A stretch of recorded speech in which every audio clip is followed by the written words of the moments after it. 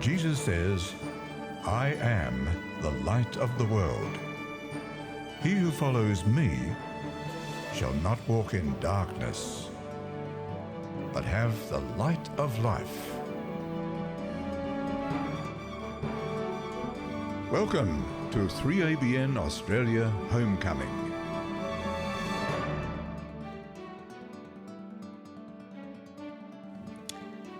Welcome again to the 3ABN Australia Homecoming 2019. Welcome, Dr. Allen.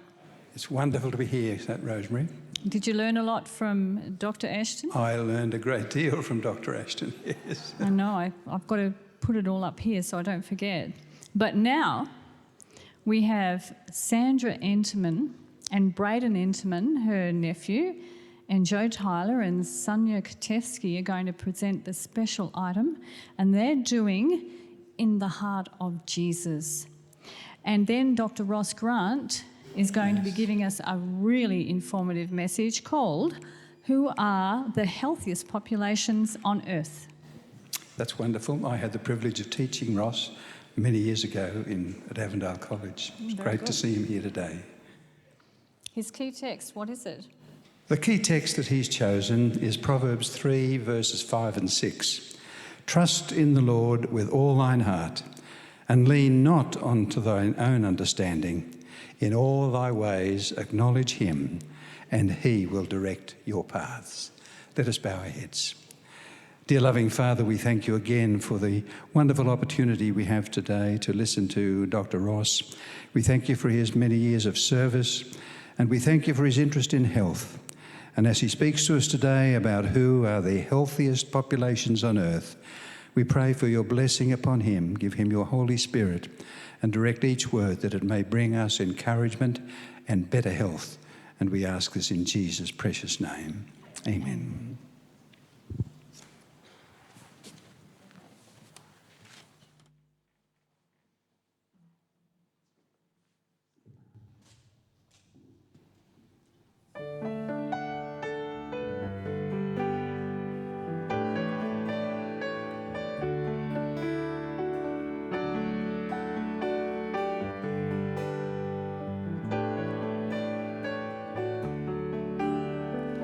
In the heart of Jesus, there is love for you, love most pure and tender, love most deep and true.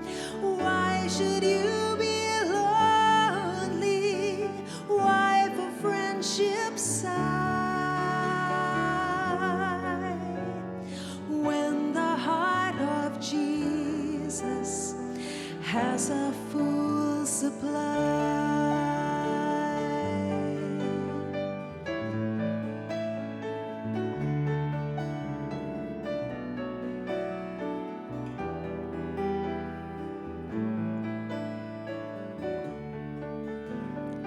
In the mind of Jesus, there is thought for you, warm as summer sunshine, sweet as morning dew.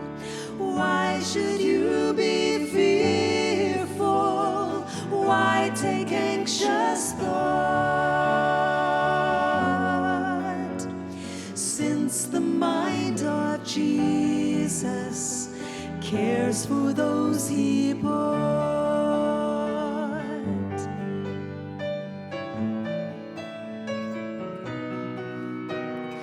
In the home of Jesus, there's a place for you, glorious, bright and joyous, calm and peaceful too.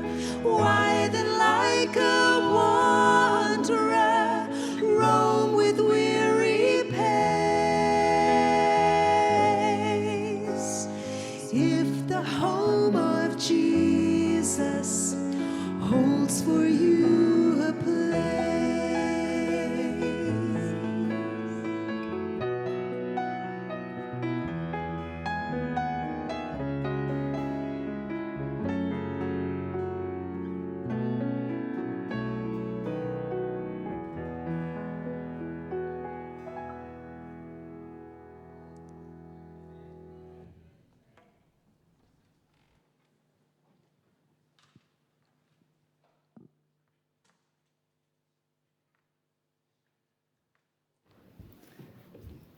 Well, good afternoon, everybody. It is a privilege to get an opportunity to be able to talk to an audience about something that I feel passionate about. And it is about health. Now, one of the things I feel a little bit concerned with is that you guys have done extremely well by sitting for at least the last 3 hours. And they tell me that if you sit for more than 3 hours a day, it will significantly reduce your life. So you might want to think about standing up and doing something, but hopefully not while I'm giving the talk. We'll let you have another hour for that. But who are the healthiest populations on earth? It's a good question. A lot of people ask it, particularly as they start getting older, and as I get more grey hair, it's certainly more of an interest to me. But it is an important question, because whatever they're doing, these people who are living a long time, you kind of want to repeat the same thing, or at least encourage others to do the same thing.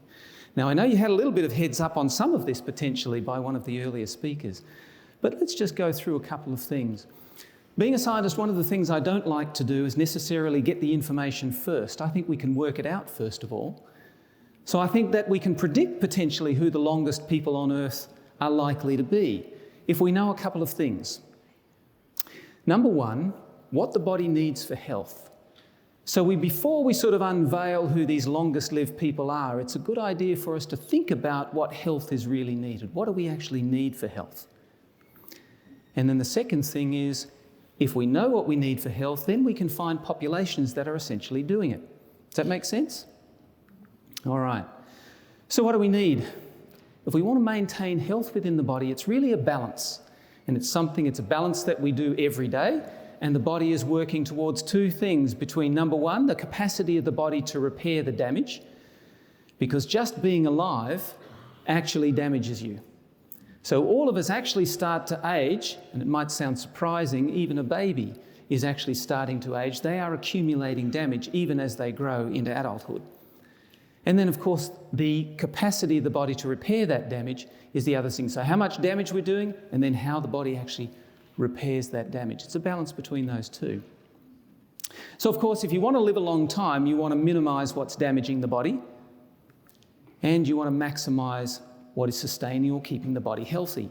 And it's good to keep that in mind, because actually a lot of people think, oh, just a little bit of this is okay as long as I do a lot of this other stuff. Well, everything you do actually has an impact on whether you're accumulating damage or you're actually assisting the body to maintain health and repair. So it's a dynamic thing. So what does the body actually need? Well, the number one thing that we need first of all some raw materials. We need some nutrition, things that go in to make the body what it is. So water, vitamins, minerals. We need some carbohydrates. We need to be able to make proteins. These are all the things that make the machinery of the body. And we've just heard an excellent presentation on some of the complex machinery that the body makes. It would be fascinating to give you a little insight into some of that. Because this body, if it was run by possibly some of our major tech companies, wouldn't operate. You know, if Microsoft had the rights to actually the human body, it would keep breaking down, correct? Yes. And yet the body is extremely more complicated than that. What a fascinating body we have. But we need to put nutrients in there, so we've got some control over that. We need to give some activity to it, so we need to have, we need to move the muscles, we know about that, but we actually need to move the brain as well. We need to exercise it. Bit different to doing muscles, and we need to also challenge the immune system. There's reasons why at the moment we're thinking that some of the increase in some of the allergies is because we probably haven't challenged the immune system early enough. And there's a lot of links to gut health and that type of thing as well. So we do need activity. Our body needs that activity. We also need time for rest and repair. And particularly in a fast-paced world, there is often a restriction on some of those rest and repair things. We don't get enough time to rest, to relax, and even to sleep. We'll look at that a little bit more later on. Of course, we need oxygen. Without oxygen, and we just found that we get oxygen from having things like photosynthesis, splitting it from the water molecule, which is fantastic. But we need that oxygen for a variety of different reasons, and it's not that easy actually to get it into the body and around the body. We'll look at that a little bit later too. And then sun exposure, there's some fantastic thing that sun does for us. And we've got to avoid some of the things that can cause the body some damage. We put a lot of stuff into the body, and while I won't get a lot of opportunity to tell you about it this afternoon, some of the things I will mention, some of the things naturally damaged. You can think about some of these things. In fact, when you think about ways of being able to sterilise a bench top, we will often use alcohol to do that. And then people are surprised when we tell them how much damage certain molecules like that going into the body can actually do. So avoiding those toxins. And then finally, there's this psychosocial element. We're not just a package of biochemicals. We are actually social beings. We have that concept of needing to be able to engage with somebody else in a meaningful way. And as our previous speaker was saying, that was just talking about how we need to, this part of us, something that is retained in the mind, something that connects with others. That's psychosocial relationship. So if we have a look at minimising what damages the body, we look about the things that do damage: alcohol, tobacco, energy-rich foods, psychological stress, toxins, mechanical, microbes, anything that switches the immune system on and leaves it on. And then you've got things that help the body, which we'll talk about a little bit: the omega-3s, phytonutrients, minerals, plenty of water, rest, adequate sunshine, exercise, and a good social engagement. It is a balance between those two, and you can decide whether you add to one side or add to the other side. So what are some of the benefits of exercise? Now, I know everybody in the room here, because we live in a country like Australia where we are encouraged to get up and exercise. As I mentioned, if you're sitting down for more than 3 hours a day, it's been shown to significantly reduce longevity and linked to a whole host of things. Some people are talking about it as potentially being the new smoking, is the new sitting. But if you get to exercise, and that doesn't necessarily mean you go out and run a marathon, but it does mean that you move. It actually increases the perfusion of blood through the different tissues. So once you start moving and doing a good walk around the block or something like that, blood starts to flow into some of the tissue that wasn't getting some of that access. And because this tissue is alive, those cells are alive, they're needing to get rid of some of the rubbish that they generated. You know, they're little factories, and they're little factories generating some of this byproduct. You need to get rid of it. Exercise helps that perfusion, flush those toxic chemicals out of the body. It also helps to create some forces on different parts of our joints, and when we do that, that actually stimulates those joints to get stronger. So it actually stimulates our muscles, prevents things like osteoporosis, helps to maintain muscle density as we get older. We maintain that balance, all very important for stimulating growth. It also increases our need for energy. Now, most of us would know that we need energy, and in the form, some of you would know it as ATP. Now, most of you would know from high school biology that that's actually produced in a little part of the cell called the mitochondrion. Did you know that the body can produce more mitochondrion? The more exercise you do, the more mitochondrion the body produces per cell, because it knows it needs to generate more energy. So if you exercise more, the body will produce more mitochondrion, so it can produce more energy. Guess what? That increases what's called your basal metabolic rate. When you increase your basal metabolic rate, it means that actually you burn fats and sugars faster and more, so potentially you can enjoy even eating more. It's a good thing. So increases the mitochondria, increases energy use, and as a result, reduces some of those fuels, so it reduces some of the fats that are floating around, some of the fats that you might have stored up for a rainy day. They tend to go as well, and it helps to improve things like blood sugar, etc. So increases the oxygen consumption. Now, some people will tell us, well, I don't exercise because I know when I exercise it produces free radicals, what we call oxidative stress, more free radicals, and that's got to be a bad thing. It is true. Oxidative stress or free radicals actually age you. So you're going, well, shouldn't I? I should stop exercising then because that increases my oxidative stress. Well, if you exercise for, say, your half an hour or 1 hour, yes, you use more oxygen, it generates more free radicals, but you're getting a lot of other positives, and what the body does is adapt to that. It has what we call a cellular adaptive response. It actually produces more antioxidants. Now, the antioxidants actually keep you then healthy and protects the body from all of these toxic chemicals, not only just for that 1 hour while you're exercising, but does it actually for the next 23 hours. So you're actually protected much more because your antioxidant capacity is higher. Make sense? So exercise, very good for us. We also get some psychological benefits. So it reduces the stress response. You know, when you feel stressed, and particularly in Sydney here, we have issues of being caught in traffic and various other things, and there's a stress that goes along with that. And when you're sitting in that, the body wants to do something and your heart rate goes up and your blood pressure goes up, but guess what you're still doing? Sitting. Not much is happening. That's stimulating what we call the hypothalamic pituitary adrenal axis.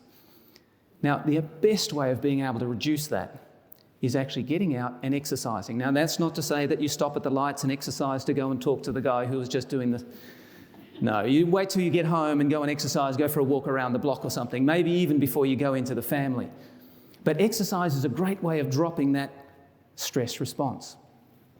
There is another way that you can do it. You can eat lots of fat and sugar.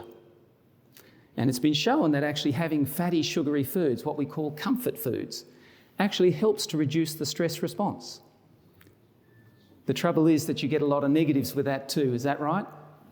So actually the best way is to go out and exercise, do some exercise, and then it reduces the stress response and actually reduces your desire for food, whereas stress on its own stimulates your desire, particularly for the fatty and sugary foods, which has got a lot of negatives. So it reduces the desire for food, activates the reward pathway. So there is a little reward pathway that you get out of that. Most people get that hit. Not everyone gets it. So unfortunately, there are some people who don't get that little kick in the endorphins. And there is actually one of our previous premiers was mentioned to me one day as we were actually doing one of these fun runs. And I was just mentioning how well he looked and how he must get that nice little endorphin high after he does his exercise. He says, you know what? He says, I know a lot of other people get it. He said, but virtually I don't get it. I'm only doing it for my health. But I tell you, most of you will get it, and it is something that you do feel good. It's a little bit like, once you've hit your thumb, how good your thumb feels after you've stopped whacking it, but it's still very good for you. All right, I thought it's worthwhile just putting in how much physical activity should we really do. And this comes from the Australian guidelines, and it's a really good suggestion. Doing any physical activity is better than doing none. Does that make sense? So if you're thinking, nah, look, I don't like exercise, I'm not really into getting up and doing stuff, well, just hold on for a minute. Nobody's asking you to go for a massive marathon. In fact, I'm not a jogger myself. I like to do lots of other kind of physical activities. Some people love jogging, but just get up and walk, get up and move. One of the great things is to be able to do that with the family. And we see that around our neighbourhood now, and it's really nice because once you get out and you start doing something, you'll often talk. And it's a great way of sort of re-engaging with family for the day. So you get some psychosocial benefit as well as the physical benefit. So any amount is good. Try and be active on most days of the week, and in fact on every day if you can. And the suggestion is that you're accumulating between a half to 1 hour a day. Now, as long as you're doing some good moderate exercise, getting the face a little bit flushed during part of that exercise, then that's probably good enough. Getting up to an hour is great, but there's not a great huge amount of benefit there. And that moderate intensity, as I said, just getting that flushing going. And the idea, I know a lot of people are actually generally engaged with movement, but what we've got to remember too is that we've got to do some strength training. So things that will actually cause us to use our muscles and strength training. So rather than just doing the walking or the jogging, actually the strength training is necessary. And a lot of people have forgotten that about 2 days a week, and it's really good both for males and females. Helps to balance hormones. You actually increase some of the hormones you need, drops away some of the things you don't. Again, good for stress. Also helps to increase what we call brain-derived neurotrophic factor. Not one you need to remember, but actually stimulates things that are good for the brain. So it actually puts the brain into a better space. You can get that from both the aerobic exercise as well as the strength training, but both of them do it. Now, most people would tend to think to themselves, and I've heard it, oh, I've just had something, they call it naughty, but they might have eaten something that was sugary and fatty. Now, that's okay, I'll go for my jog this afternoon. Now, they might be able to get rid of some of the fats there, or some of the sugars, some of the carbohydrates that they overdid on. But has it really been good for them? There's a good thing to remember. Exercise stimulates, but it doesn't nourish. Exercise stimulates, but it doesn't nourish. The only way you can get the food, the nutrients, the raw material that the body needs to stay healthy is by what you put in your mouth. So exercise stimulates, but it doesn't nourish. What we eat, that's the only way that we can get all of the elements that the body needs for health. So physical activity, though it's beneficial to the body and really beneficial to the body, it provides no nutrients and actually creates a metabolic stress, as I mentioned before, requiring the availability of lots of nutrients. You actually need lots of vitamin Bs, and you need calcium, and you need magnesium, and you need a whole lot of things in order for the body to repair itself, given the amount of damage that you've just done to it. So what does the body need for nutrients? Let's have a look at some of those. So we need fuel. Now, the professional fuels for the body, carbohydrate, that's like the sugars, and it's all the things like you get from the complex carbohydrates and things like breads and pastas and that type of stuff. The fats, they're not so much a professional source, but they're a professional storage source. So they're the ones that sort of kick in afterwards, all right? So fats are good for you, but in limited quantities. The building materials, that's the proteins and amino acids. Now, we've got some diets that are kind of pushing the proteins at the moment, trying to get you into places where you can reduce some of the use of carbohydrates so you can reduce weight. Just remember that too much protein itself can cause damage. And while I won't mention it any further, I will mention very briefly that proteins have been linked, too much protein or higher proteins have been linked to actually a lower length of life. So the longest lived populations tend to have lower protein and also lower carbohydrate. They thought it was all about carbohydrate previously, but more current research is actually suggesting that it may actually be the protein that's more important to reduce.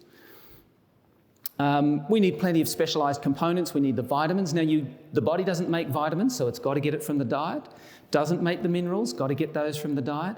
A lot of the trace elements, got to get those from the diet. And the essential fatty acids. Now, I know the marketing gurus have gone to town on things like omega-3, telling you how good they are. And so there's a tendency for most of us to kind of discount it as simply marketing. Well, while some of the marketing may not be entirely accurate, omega-3s are actually something the body cannot make. And we have a significant decrease in our available food sources for omega-3s. We need omega-3s, they are anti-inflammatory, and it's almost certain that the largest percentage of the population in this room would be below the optimum level in their omega-3.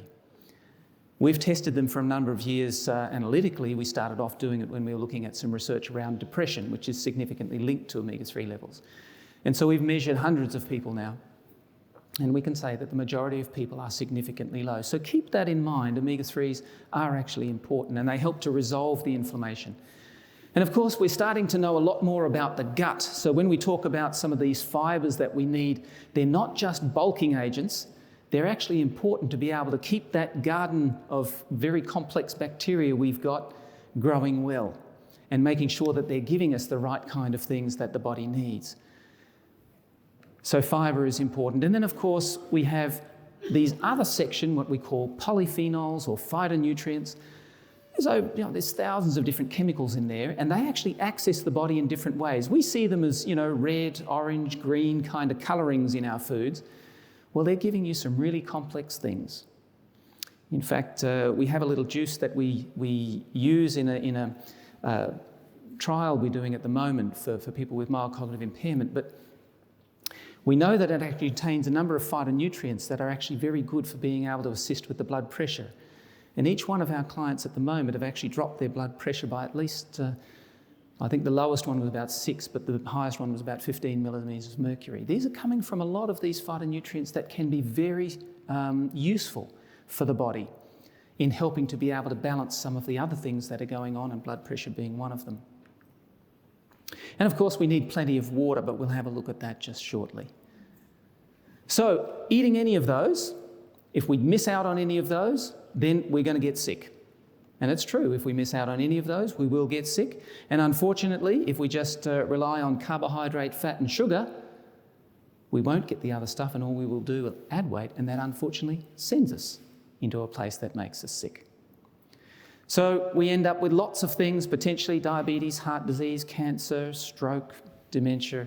All of those are significantly linked. Let me just give a little example here. There was an ad a little while ago. This is not a picture of them specifically, but it was a company that put out, they had their blueberry muffins and they had a slogan, "Go ahead, treat yourself." Well, that's a good idea. You think blueberry muffins, there's got to be something good in there. So then you have a look at the nutrient data for the blueberry muffins. And essentially what you end up with, lots of calories, fat, carbohydrates, or essentially sugars, a little bit of protein and salt. Now, there's not much else that's in there, a little bit of vitamin C there, a tiny bit of vitamin C, but not much else. So you've got fat, sugar and salt. Yes, you're going to treat yourself. Yes, because that fat and sugar is going to give you that little bit of a spurt in the brain, so you will like that. But has it done much for your body? Is there anybody here who is low in fat, sugar and salt? Do we need to add that to the diet? I won't make any comments, but I suspect not. So in terms of what the body needs, have we given it what the body needs? We haven't. So we've probably contributed more, and we can tell you for reasons that the biochemistry uses that fat and sugar. When it's got too much, it actually has to do some bit of shuffling with the biochemistry and ends up producing a few more free radicals as a result of that extra calories that you've taken in. And so it actually hurts the body. So you could burn off that excess energy in 1.5 kilometres if you decided to go for a run. But unfortunately, you've also stressed the body by giving that high sugar hit and provided no nutrients to help the body repair the damage caused by that sugar hit. And then you got the additional hit by exercising on top of it. Now, while the exercise itself has some benefits, you can see that it's also done some damage, and you've given nothing like what the body actually needed with all the nutrients to help repair that, correct? So, as Anthony Balduzzi makes a comment in the Fit Father project, but it's a great quote, and he says, it's absolutely impossible to out-exercise a bad diet. Now, you could instead make some oatmeal blueberry pancakes, which themselves is made from some whole grains. And there's a lot of other things in there. Now, while it's not something that you would necessarily live on every day, the point is that you're getting much less calories because you've got a lot more fibre going in there. You've got a little bit of fat, fraction of what the other one had. Yes, you've got some carbohydrates, but in this case it's about 1/3. You've got a little bit of protein, good for the body, and your sodium is also significantly less. But then you've also got a bunch of other vitamins and minerals that are coming in there additionally. So the key thing is, if you really want to treat yourself, there's nothing wrong with having something that's tasty. There's nothing wrong with having something that you enjoy. But if you make it as a whole food, bring it in as a whole food and prepare the whole food, the body actually gets the nutrients it needs in order to continue to work well and to combat even some of the damage that might be occurring.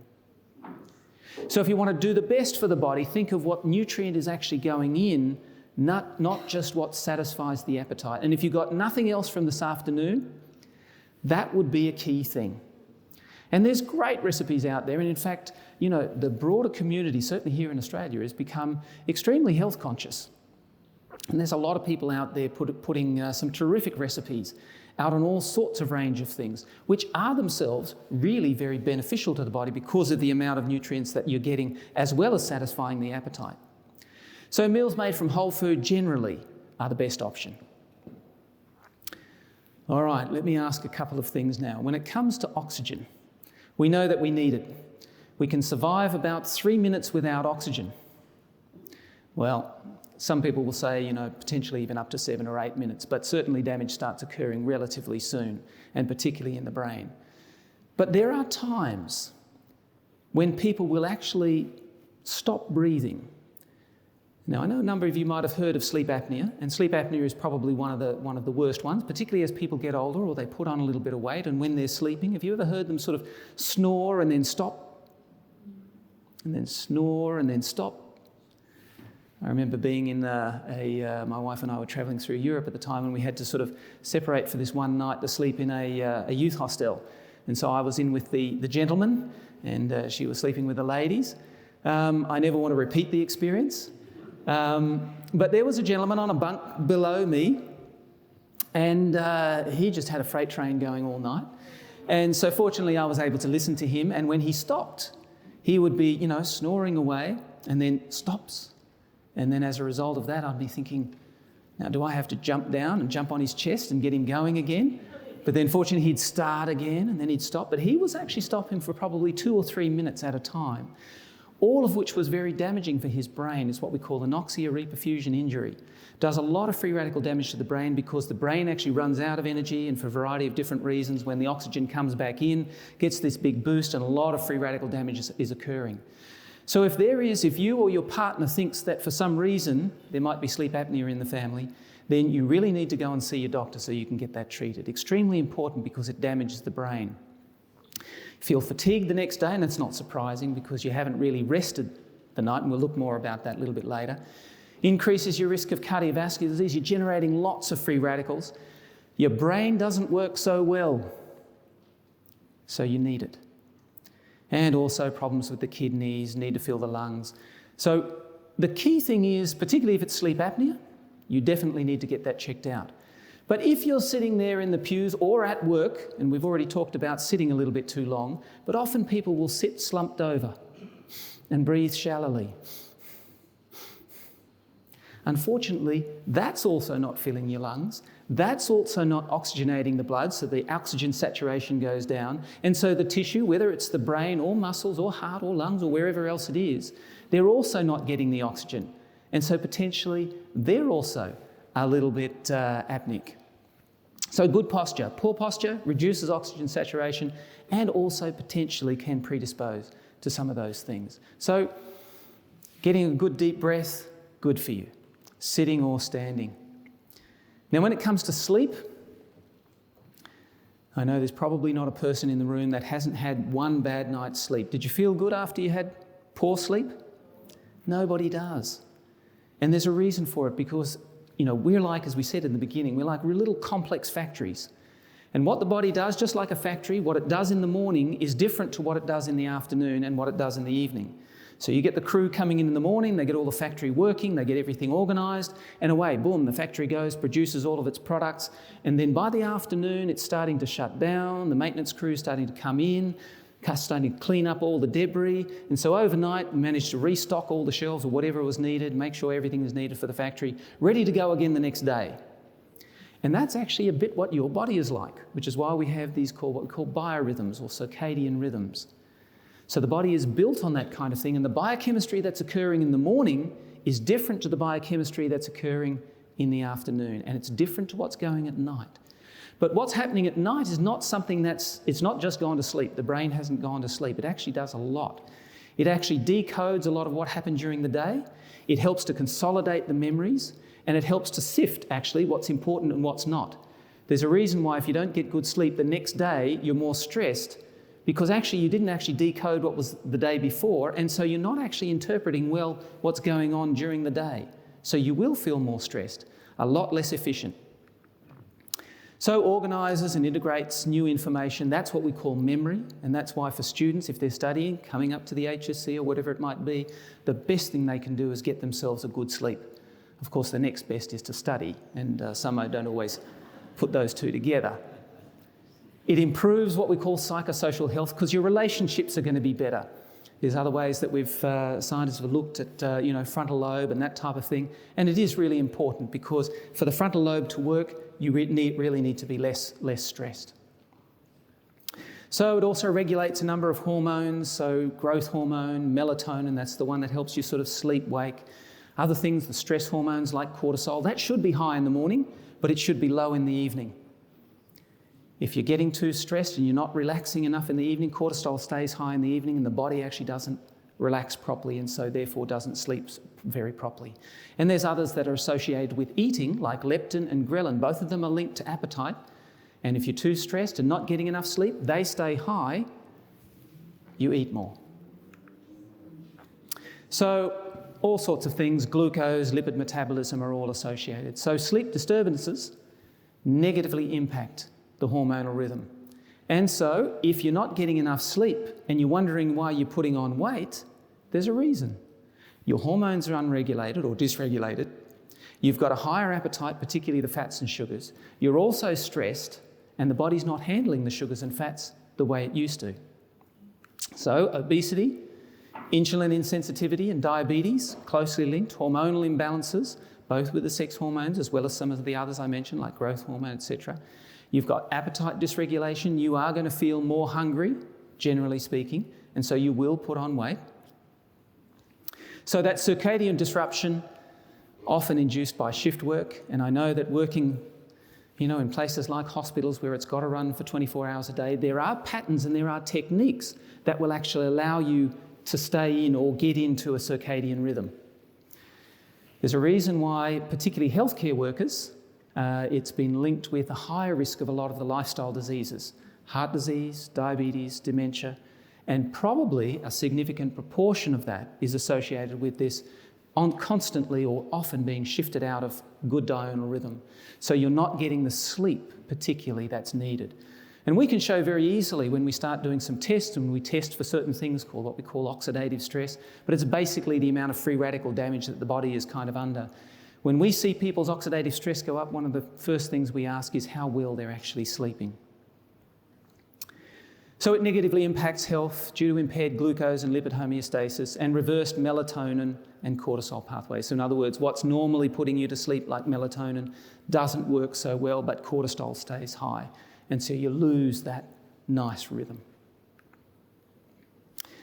So what about keeping the body nicely hydrated? We know we're 70% water, brain is about 80%. The body really needs water. And you can survive, we can say, between 3 to 7 minutes without oxygen. Well, we can survive about 3 to 7 days without water. And if you extend that, it's easy to remember about 3 to 7 weeks without food. Of course, if you've laid down a little bit more for the future, you might survive longer, so there are advantages. We need to drink plenty of water, and a lot of people forget to drink water. You only need to be dehydrated by about 1 to 2%, and you'll actually start to feel it in tiredness and also the ability of the brain to think.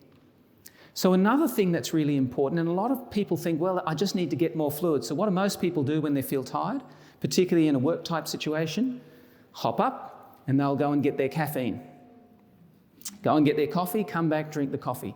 Well, it's been known for a long time. In fact, we do it to our students every year. We get them to have basically the equivalent of a couple of coffees along with a couple of other diuretics. These are medical science students, so they need to know what it feels like when they're dishing out orders for diuretics. We give them some diuretics and we give them coffee as well and show them how much it actually stimulates the need for actually going along and relieving themselves of some of the excess fluid they've got in the body. But it is actually a diuretic. It causes you to lose fluid. So on the one hand, you might be thinking that you needed to get it. On the other hand, taking the caffeine has not only increased your diuresis, but it's also increased your stress response. It actually stimulates the HPA axis. The other thing that just happens, and we've just finished a study actually, just on Friday, where we unmasked the results of what we call a placebo crossover design, double-blind, where we actually looked at people getting caffeine, and I know there's 1 or 2 people in the room here who are actually part of that study, and we can show very clearly that the caffeinated, just equivalent of 1 coffee, was enough to be able to reduce some of the cognitive function, particularly associated with memory. And it significantly reduced it. And fascinating little study. So what most people are doing when they're trying to be productive is go out and get themselves a coffee, when what they should be doing is actually getting a good glass of water. Water is excellent for you. It flushes the system, gets rid of a lot of those toxic elements, actually gives you hydration. There's really no negative with it. So other benefits of being hydrated: increases your basal metabolism, so stimulates your body's ability to be able to use the energy, so it actually helps to lose weight as well.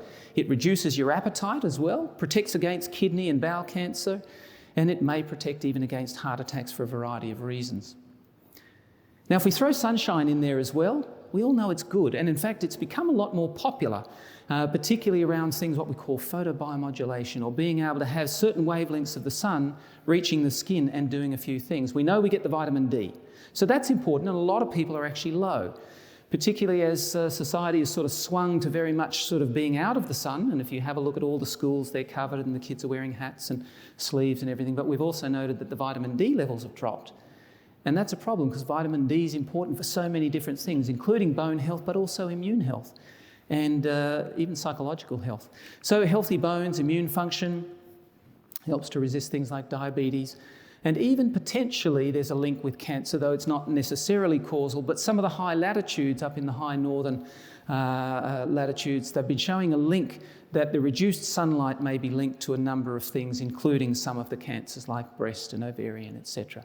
So just something to keep in mind, maybe simply associated with the immune system. But we need to get adequate vitamin D, so getting some sunshine in there is important. Particularly some of the wavelengths with the UV, so ultraviolet light, we know too much is going to be bad for us. And particularly Australia, we are the skin cancer capital of the world. We get too much sun as a community. But we don't want to go too far the other way and not get enough, because it can be important for us, and particularly it's been linked to improvements, certainly for psoriasis. I mean, this is a T-cell activated thing, and certainly the UV light is going to have a very good benefit on that. In fact, omega-3s also have a good, usually a very good result with people with psoriasis. But multiple sclerosis has been linked also.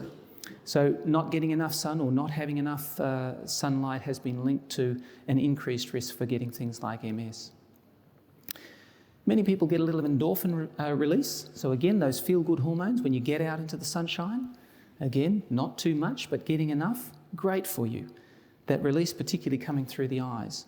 Reduced risk of depression, stimulating even some of the serotonin, which you do get produced in the skin. We're not necessarily convinced that that skin production of serotonin is making it into the brain. It may not. But there's no question that we get a little bit more production, and serotonin is used as a feel-good molecule even around the rest of the body. What about our psychological health? So the World Health Organization talks about psychological wellness broadly, a state of well-being in which the individual realises his or her own abilities, can cope with the normal stresses of life, can work productively and fruitfully, and is able to make a contribution to his or her community. I think that's a great definition of psychological wellness. Making a contribution, feeling that you're part of something. Well, to attain that state of well-being, there's a couple of things that the body needs, or a couple of things the person needs. They need a clear sense of what the social norms are. In other words, what does society expect of me, what their standards are, and then they'll know whether they're meeting or not. And that has a lot to do with whether or not they feel that they're being productive. So then they've got to be able to access whatever the resources are, personal, social, physical, to enable them to make a socially acceptable contribution. So we need to know what the standards are, and then we need to be resourced to make sure that we can make that contribution. And believe it or not, everybody wants to make a positive contribution. They certainly want to be thanked for a positive contribution. And then the resources, both material and psychological, that enable resilience in the face of setbacks. In other words, if they don't quite meet the standard or whatever, that they actually have some support that allows them resilience so that they can bounce back and try again. Because rarely is there a person that can actually make the contribution that they want to make every time. It usually takes a number of tries and often a number of misses. So spirituality and health. One of the interesting things here, and this is published a few years ago, research has clearly indicated that individuals who report being more religious and spiritual also report being better physically and having better physical and mental health. Now, there was a criticism when this paper was actually published by the reviewers saying that you didn't actually say, well, you've said religious broadly, but in fact, most of your survey was done within a Protestant Christian community. Well, I take that and I say, well, I could almost then limit this to research has clearly indicated that individuals who report being Protestant religious and spiritual also reported better physical and mental health. For very good reason. There's a high sense of individual value, there's a high life satisfaction, and increased psychosocial resourcefulness. In other words, we have a community. There is a community that we can rely on. We know what our standards are, and we hopefully are rewarded for being able to provide making a contribution to that society. So greater psychological coping strategies come as a result of that. So very possible. So within the context of all of this, where are and who are the longest lived populations on earth? Well, I'm sure it was guessed, and Dan Buettner really identified some of this back in 2005, so quite a while ago now, wrote a book on it. He was commissioned by the National Geographic. The last book written in About magazine came out in 2016, which was an update on it. And in fact, there was 5 communities: Okinawa, Japan, Ikaria, Greece, Sardinia in Italy, Nicoya in Costa Rica, and Loma Linda. And it was interesting, Loma Linda, California, was actually the Seventh-day Adventists. And I would hope that if we did the same thing on Seventh-day Adventists in Sydney, we would get the same thing. Anyway, the key thing that he noted from here: the people inhabiting blue zones share common lifestyle characteristics that contribute to their longevity, said Dan Buettner. There's a psychosocial health, there's a purpose in life. There's a religious affiliation for most. People of all ages are socially active and integrated into their communities, so there's not the isolationism. There's family being put ahead of others, of other concerns. There's vegetable-rich diets, especially with the legumes, getting plenty of that in the diet. There's constant, moderate physical activity. It wasn't that every community of marathon runners were the longest lived. In fact, there's damage you can do to your body by over-exercising, and unfortunately that does happen. It is being constant, moderate physical activity, and ideally doing that as part of everyday life, which is ideal. Eliminating smoking goes without saying. Now, importantly, within this context, the Seventh-day Adventists of Loma Linda, he says, were the only, or this is the one that I'm just saying, in California, they were the only blue zone group that were living in a typical, fast-paced, stressful Western environment. And those of you that have been to Loma Linda, California, would attest to the fact that if that can be a blue zone, there is no reason why Sydney, Australia, or anywhere, in fact, at least in some of the beautiful places that we have here in this country, could not also be a blue zone. Because this is a typical, fast-paced Californian, somewhat dry community. And it's interesting, within the Adventist Christian faith, it was said by Buettner, he says Seventh-day Adventists do a couple of things right. They eat plant-based diet. They have a social network that reinforces that right behaviour. Their religious beliefs are also a big help, he said, and particularly when it comes around to the Sabbath. So stress is something that is absolutely swept our community, and it is getting worse, and often at a younger age. And there is just stress upon stress, and I'm not sure that social media has improved things much. While we tend to be connected, it seems to be connected in a way which somehow is not socially beneficial to us in many respects, so increases stress. But in relation to stress, he says 84% of the healthcare dollars are spent because of bad food choices, inactivity, and unmanaged stress. And they have these cultural ways of managing stress through their Sabbath.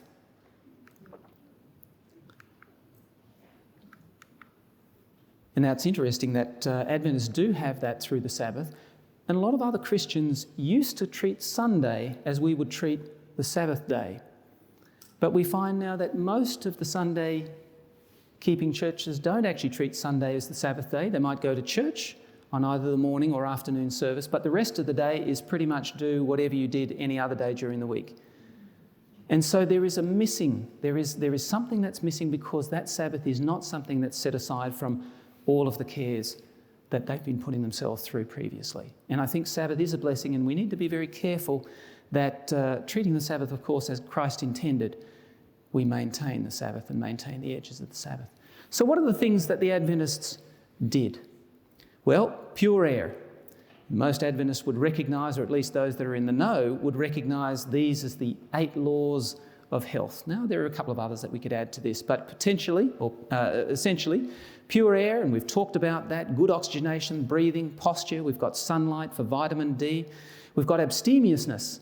No tobacco, coffee, tea or alcohol. Now, while most of the population will say, yeah, tobacco, absolutely gone, they would even agree with you mostly that alcohol is probably generally for most people not so good. There is an extremely strong push that coffee has got to be good for you.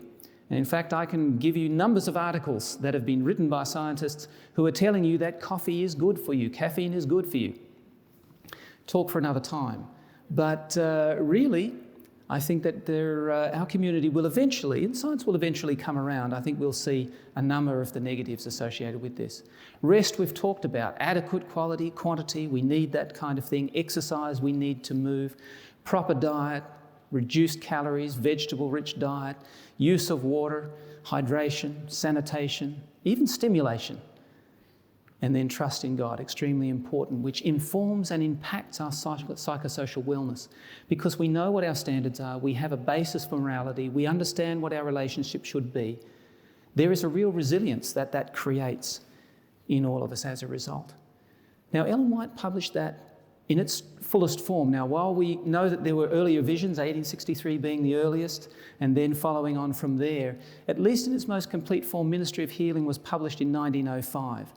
And there's a really interesting little correlation that I just want to show you here. And this comes from the journal Circulation, which is a cardiac journal. And it was published in about 2011, but it was just showing the deaths due to cardiovascular disease. And one of the things that I want you to notice as you watch that graph as it moves up, that increase in deaths by cardiovascular disease, and consider the cardiovascular disease deaths as something which is kind of like akin to the lifestyle diseases. Now, you could put the other diseases in there as well. You could put diabetes, you could put some chronic obstructive pulmonary disease, you could put dementias in there as well. But if you think of that graph as showing as heart disease as an indicator of the lifestyle-linked diseases, what you see is that they really started to ramp up after 1905. So 1905, God knew that there would be this real need in society for an antidote to the lifestyle-linked diseases, correct? And what happened? 1905, published a Ministry of Healing, and those people that actually followed that counsel, and there was a lot of things that science was telling them around that time which was not necessarily consistent with what this is telling them. And so science was telling them that, for many people, that if they had poor lungs, they needed to have more tobacco. There certainly wasn't issues in a number of the fatty foods that were being used, and certainly not with tea and coffee. And yet those people that put that into practice, they were the ones who ended up living long enough in fact, and passing that on to generations so that we could measure them back in down in the 21st century and show that those things worked. So improved psychosocial health, resistant to classical infections, improved community health, resistance to modern forms of disease, all of those, they were initially realised by faith in inspiration. So good science, and as a scientist I'd like to say that science is very good at being able to eventually come to an accurate conclusion. It usually has a few deviations for a while, but we can't simply just rely on science. And I think ultimately, while good science will probably get there, my question to you is, why wait? When inspiration has already given us those boundaries, and I think it's already been proven that we're safest when we stay within the boundaries of inspiration. Yes, we should do good science. Yes, we should work out some of the reasons behind all of that. But ultimately, we've actually had, and science is actually showing that what we've had historically by inspiration is working beautifully to be able to send us into a position of health. So by God's grace, let's stay there.